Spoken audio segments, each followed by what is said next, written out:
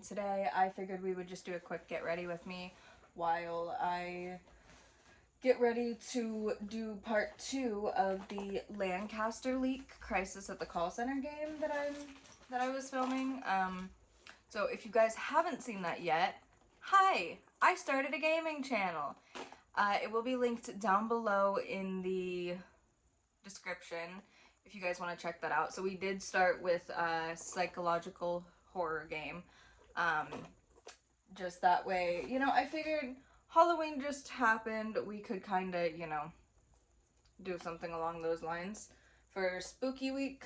I'm gonna film part 2 today, so I figured that we could use this as a little, get ready with me to go film that, and as well I wanted to do like an official announcement for you guys. I did drop a gaming channel.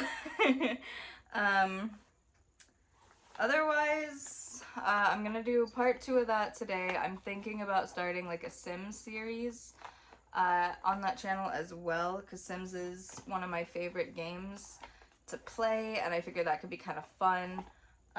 But if you guys have any other game suggestions, feel free to leave those in the comments, either on this video or the gaming channel, and I will be sure to check them out.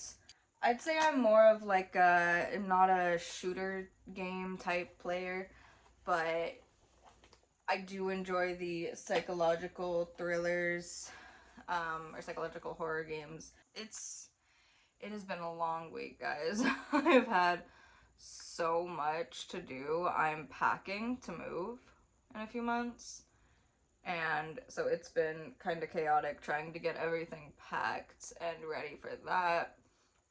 And then, I've got school and work, and I'm just, I feel like I'm falling behind. No, I feel like I just have so much to do all the time now, which isn't necessarily a bad thing, I guess. I'm excited for the move, but I know that, there's a lot of stress right now trying to get everything ready and packed, but by the time that's over, it'll be exciting to, put everything in the new place, get everything organized, and I'm thinking of, like, redoing my room. Like, if I can, I want to get a new dresser and some nightstands, and kind of just go from there. I mean, I don't know. I feel like I'm trying to do too much, but I'm planning out the new place, and I guess I'm just excited, I don't really have anything to talk about today. Oh, what did you guys do for Halloween? I carved a cat pumpkin, which looked so cute. It actually looked really good by the end of it. Yeah, I carved a cat pumpkin, and then I sat on my balcony on Halloween night and lit the little fireplace. I've got like an alcohol, like a rubbing alcohol fire pit thing. So I lit that and enjoyed some time outside since it's been getting cooler. So I'm also getting sick. The weather changing, getting cooler out. As much as I love, how it's going, or how the weather's getting nicer, and I don't know, I'm getting sick and I feel miserable. But having said that, I figured that I should sit down and do something today, because other than packing and working and homework, I really haven't been doing too much. Yeah, I don't know. I guess I kind of just figured that I should be doing something with my time, other than something I enjoy with my time more than just kind of messing around and sitting here on my phone or whatever. I have been watching, however, this Below Deck show about a yacht crew and their charters and stuff like that. It's entertaining. I don't really know how to describe it, but it's entertaining. Shows you like the behind the scenes of, like, if you're a guest on a yacht, or if you've ever been on a yacht or a boat. It shows you like how the deck crew and the stewardesses, stewardesses.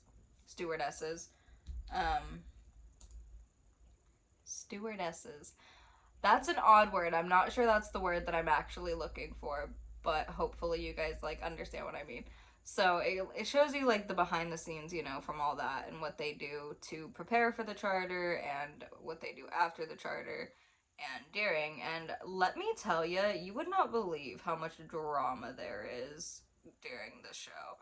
Like, you would think, you know, you're stuck on a yacht with each other. Sure, not everybody's gonna get along, but you would think that, like, for the most part, you know, maybe they would. You'd be surprised. There's moments they do, but a lot of the time they also don't get along, and they're kind of just fighting with each other through the entire charter. I don't know, it was just kind of interesting to see, you know, the dynamic on ships and stuff like that. And then I've also been watching, I think I filmed something about this, but I don't think it ever made it to the channel. So I've been watching airplane investigations, like air crash investigations or something like that. And those are really interesting to me. Not like, you know, the crash themselves, but how they're handled and how they're investigated. That doesn't look like I even put anything on. I've been kind of questioning this mascara. It's the Beauty Vault mascara. I don't know, I just feel like it doesn't do anything. There's one crash, the Gimli glider, that personally is my favorite of these episodes because of how it was handled and everything that they did to avoid the crash. So basically the Gimli glider was I want to say an Air Canada flight. A big, you know, passenger jet, Boeing, I believe, who, it was one of the, like, first times that they were using, like, a new plane or a new system or something where they had to calculate the measurements from, like, US to metric or vice versa. I don't remember exactly. So they miscalculated the amount of gas or fuel that was needed to get them to their destination airport. And that looks so red. But they didn't, like, notice that at first. They noticed it once they were already in the air on the way to their destination, like over mountains and stuff. So they called the tower control and were like, yo, we got a problem, we're running out of fuel. And they were like, okay, so we're not gonna make it to the destination airport. There's this airport over here that we could try to get to, but we're not really sure if we're gonna make it there either.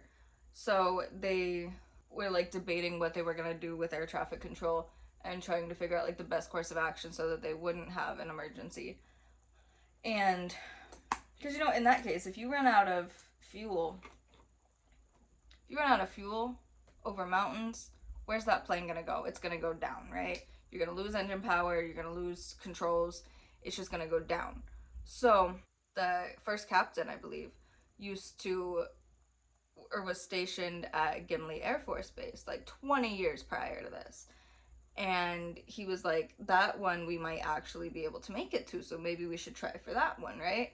So air traffic was like, all right, you know, that's an option, but if you do go to Gimli, then you're flying in blind. We have no contact with their traffic control center. We've got, you know, no map of the base at the moment. So you're basically going in blind. You've got to be really careful. So they were like, okay, well, that's kind of our only option. So they were going to go to Gimli, and they ran out of fuel, obviously. So the pilot had to put this big passenger Boeing into a slip, which is, you know, instead of flying like this, you're flying like this through the air so that the wind is hitting both wings and you're not going straight anymore. You're kind of going at an angle. I don't remember all the science behind it.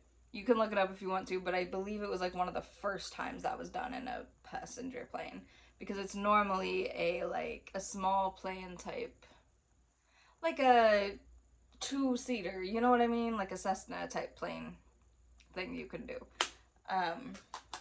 But the pilot used to be a pilot of those, so he took that, put the Boeing into a slip, got it down onto Gimli, like towards their runway.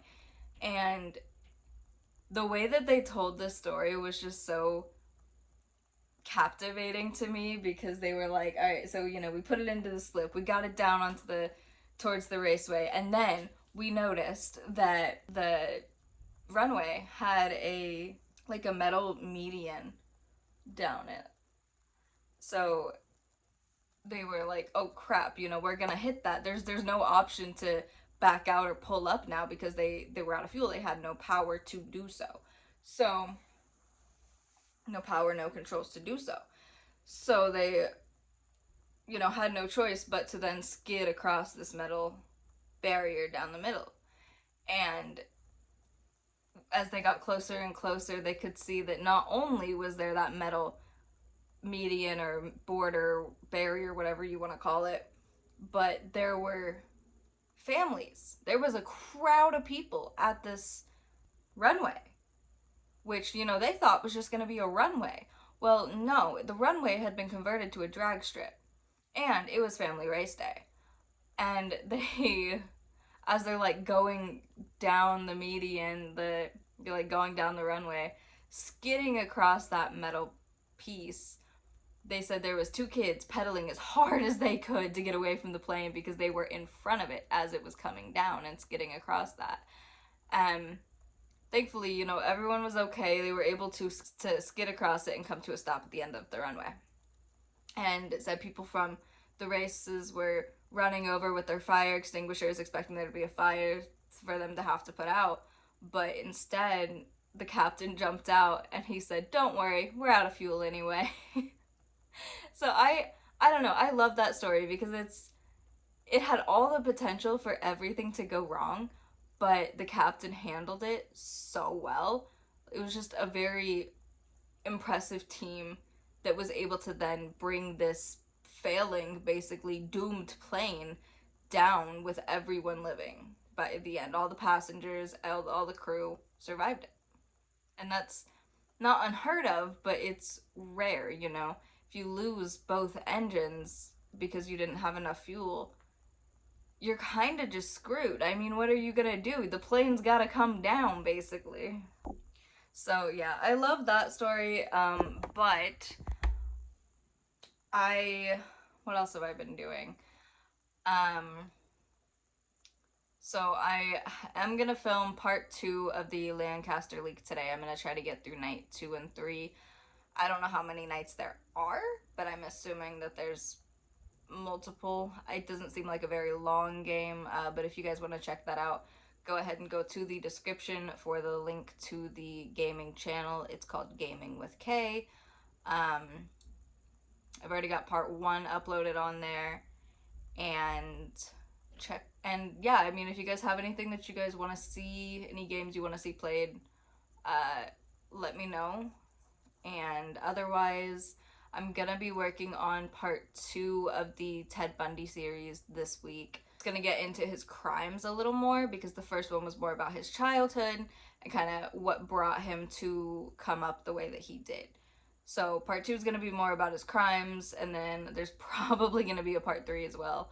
I don't really like breaking them down this much, but at the same time, I don't want to be pushing out 2-hour-long videos just to talk about one person and their heinous crimes. I mean, that just doesn't feel right. I kind of want to sit there and digest it a little bit, if that makes sense. But yeah, so look forward to that soon, and I will see you guys then.